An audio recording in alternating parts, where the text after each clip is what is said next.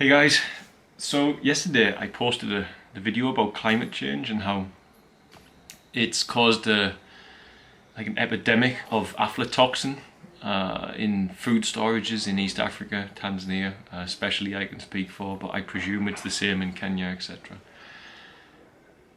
And I mentioned in there that a massive contributor to climate change is human choice, the human choice to consume animal products, which destroys the planet faster than any other industry on the planet, full stop. Even more than transport and everything like this, it is animal agriculture.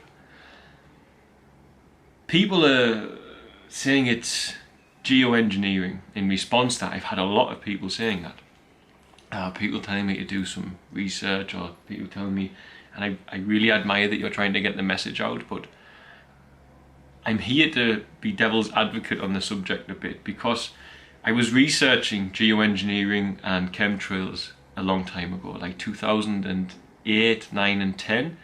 Actually around about the time which I mentioned to someone yesterday, that the band Muse called their album or tour HAARP, H-A-A-R-P, which represents High Active Auroral Research Project in Alaska.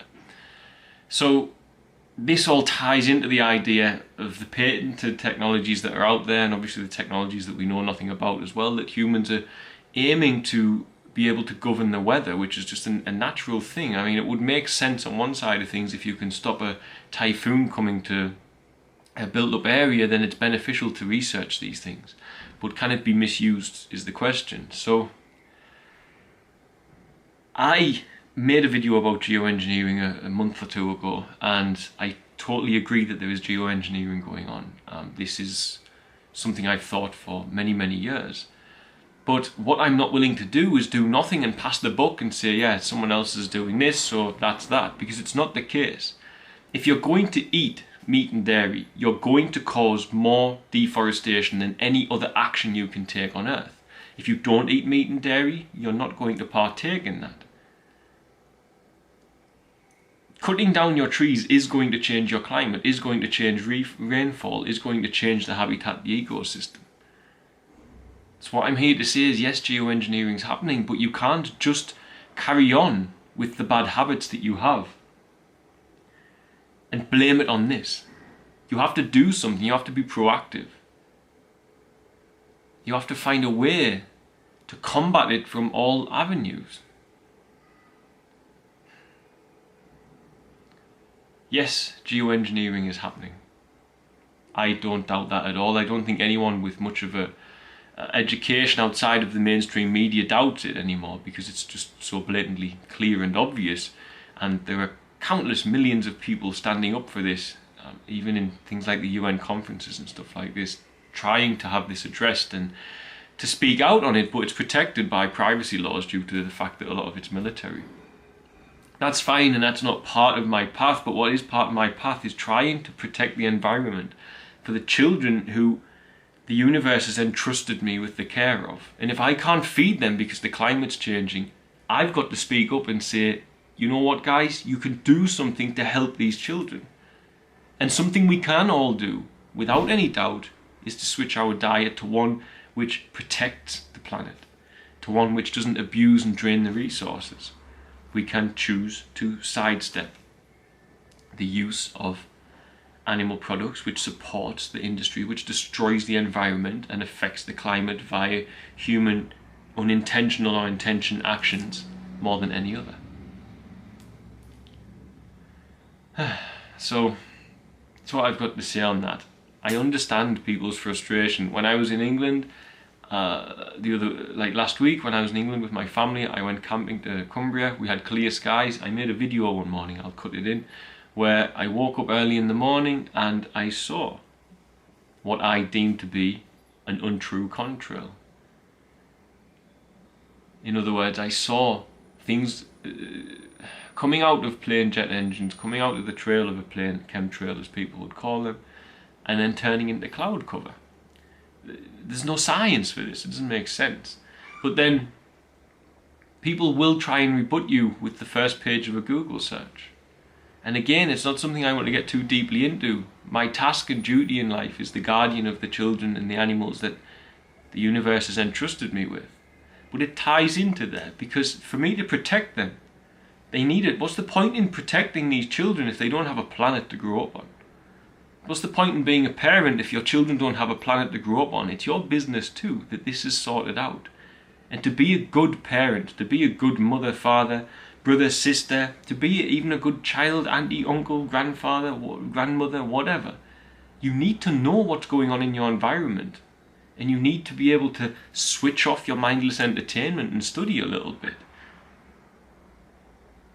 I don't trust the positioning of things on the Google searches, because it's very easy to see that things like this were funded in unusual ways by unusual parties who would have a benefit in altering that.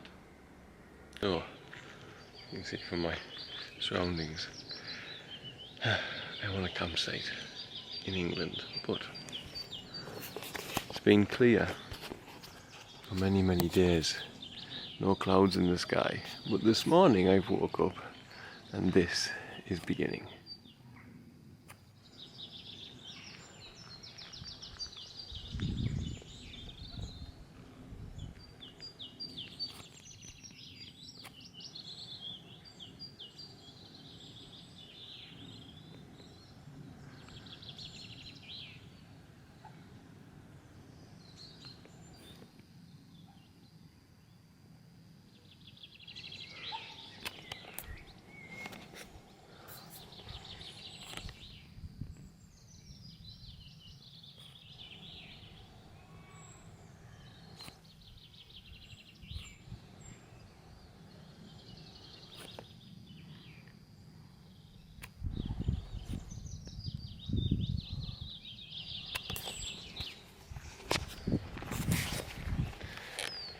That is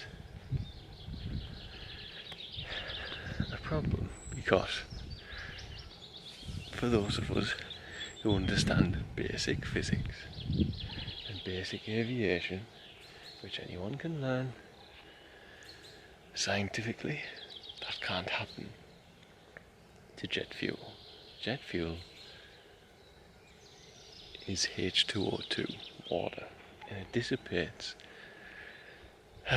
unless caught in temperatures which are freezing cold. Now, this, however, is not dissipating, nor is it sticking around because of freezing cold temperatures. It's spreading and turning into cloud cover.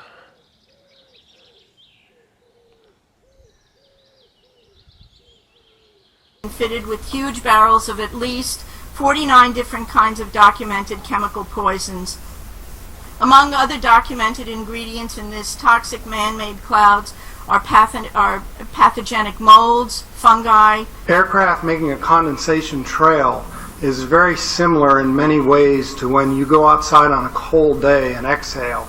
You create a condensation trail. That little cloud is a condensation trail. Now, if you take a 2-mile walk on a cold day and you can turn around and you can see your condensation trail tracking all the way back for 2 miles. That's how crazy it is to think that what we're looking in the sky is actually condensation trails. The contrails, not the chemicals, the contrails occur because of cold air, minus 30. It takes high altitude, around 30,000 feet plus. There's carbon dioxide and water vapor in that exhaust. That turns to ice crystals, and that's what you see, the white stream behind it. Those white crystals of ice warm up, dissolve, and the smoke goes away. And it never lasts more than a minute. What we're seeing now, and I first could not believe it, and I started looking at the skies, and these are not normal. They're not natural. There's something going on. I don't know who it is or why they're doing it. All I can testify is it's not natural and it's not normal. It's got to be some outside influence doing that. Thank you. I'm here to give you testimony that chemtrails, they're not contrails, are indeed real. They're spraying almost every day. I watch the clouds and watch the spraying program going on. I want to tell you that we're in very great danger from the pollution that's coming down over us. And we've been led astray by the military-industrial complex, and they're responsible for the cloud's creation and weather manipulation programs. They're dark operations. That's why they're not out in the media. I look around and I see people are starting to look up and see this. Many times I've spoken about chemtrails, and I get this blank look on my face. What are you talking about? I'm saying, look up. As a pilot, before I fly, I look up. And so, boy, they're really out there working. When you look up at the sun and you see a white haze, that is aluminum floating in the air right now, and it's coming from the aircraft. There's a huge amount of aluminum being found because these sprays have aluminum, strontium, barium, manganese, and there's a lot of argument that aluminum is very common to be found. But aluminum is only common in a bonded form. It's not common in a free form, and we're finding high rates of free aluminum in the soil, which is not natural. The metal compounds that are being used are environmentally dangerous. We need to be monitoring them. We need to be testing them. Okay, these previous guys, I've watched exactly what they do, and yes, they are correct. I've seen exactly the same stuff, so ditto marks on those. You want some figures? Okay, latest water test. Tested the rain. 13,100 micrograms per liter of aluminum in the rain in 2013. Normally, it should be 0. So 13,100 is pretty damn much, folks. It used to be 0, then it was 100s in the 2000s, and then since 2010, it's into the 1000s and the latest 13,100. In the snow on Mount Shasta, pristine Mount Shasta, 61,000 micrograms per liter, 4 times the amount that is found in the soil up there. Where in the hell is this stuff coming from?